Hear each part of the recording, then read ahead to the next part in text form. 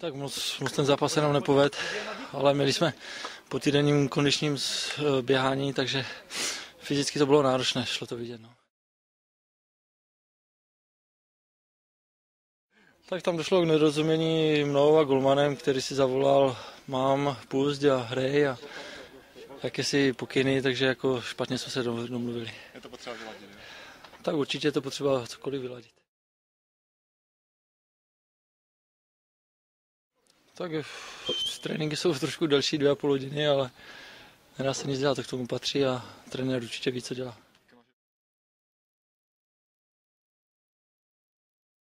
Tak zatím jsem tady 10 dní a absolvoval jsem první zápas a doufám, že to postupem času bude lepší. Ale prostředí je hezké, kluci jsou dobří, stadion parádní a jenom ještě, aby se nám dařilo v lize.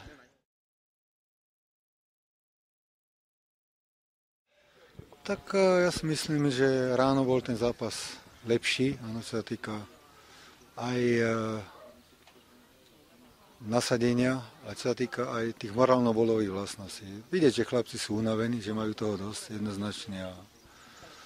Len budú sa musieť naučiť trošku viac prekonávať niektorí hráči. Ano. To znamená ukázať v únave, keď sú ukázať trošku viac morálno-bolových vlastností, aby viac behali, aby tá ponuka bola lepšia ako teraz po obede. Teraz po obede tá ponuka bola, čo sa týka loptu, nechceli hráči, takže bolo to len taká nakopávaná, tak tá kombinácia tam viazla.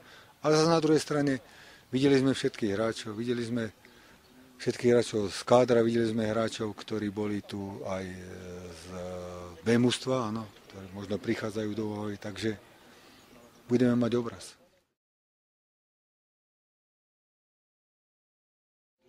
Áno, ja som mal za úlohu, alebo chcel som, aby hráči odozdali 90 minút, aby odohrali, aby to nebolo po polčase, aj napriek tomu, že týždeň sme v tréningu, áno, a že tí chlapci majú v nohách prakticky tú najťažšiu záťaž, takže nemá zmysel ich dávať po polčase, aby si nezvykli na polčasové tempo a potom, lebo futbal sa hrá 90 minút a nie 45 minút. Takže ja som to hráčom povedal, že nech počítajú s tým, že to mužstvo bude živšie. Áno, oni majú 2 týždne pred ligou, to znamená, my máme prakticky 4 týždne pred ligou.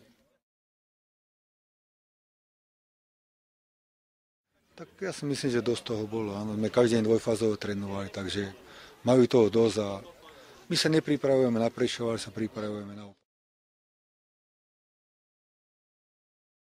Tak niektorí to zvládli dobre, to bolo vidieť. Myslím, že ráno ten pohyb bol, hlavne ten prvý počas ako slušný, druhý počas už toho mali, ale išli napriek tomu. Sme si ráno proti Olomoucu vytvorili 2 šance, tu už druhý počas tí chlapci už meli z posledného a tu boli hráči, ktorí prišli o 3 dní neskôršie, takže bolo to na nich vidieť. Tak nie skrátenie, ako my sme v kádri 23 hráčov, to znamená 20 hráčov a 3 brankári, takže ten káder, ale ako musíme už teraz začať, tých zápasov je málo, už máme prakticky len 6 zápasov, do začiatku dá sa povedať 5, lebo potom ten posledný je pohár, ano. Takže už budeme musieť tú zostavu ako snažiť sa tak modelovať, aby to bol ten efekt na ten prvý ligový zápas. Dneska ten dvojzápas, ako sme to využili s tým, že sme celému mužstvu dali prakticky šancu. Tých 90 minút. Tak určite treba posiliť ako do stredu zálohy, jednoznačne. No, tak, ako tam máme rezervy, tam by sme mali mať hráča, ktorý vie tú prihrávku dať. Ale hovorím, jak budú ľahší, možno sa vykluje aj z týchto hráčov, týchto našich, ktorých tu máme, dobrý futbalista, ktorý to možno bude.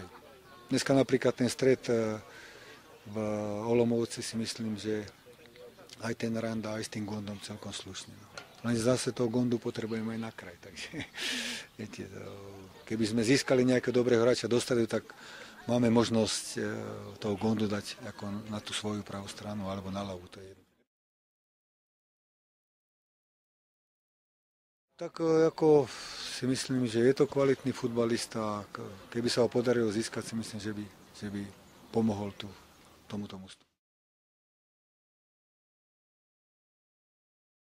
Grim tak začal trénovať s nami, ale má problémy, má plusgere na pätách na obidvoch, takže sme to radšej nechali.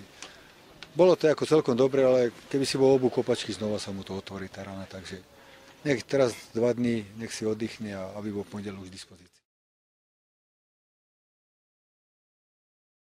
Tréning budúci týždeň je tak, pondelok máme jeden, útorok máme ráno tréning a po obede zápas v Trnave, stredu sú 2, štvrtok 2, piatok 1 na sobotu tu s Trenčínom.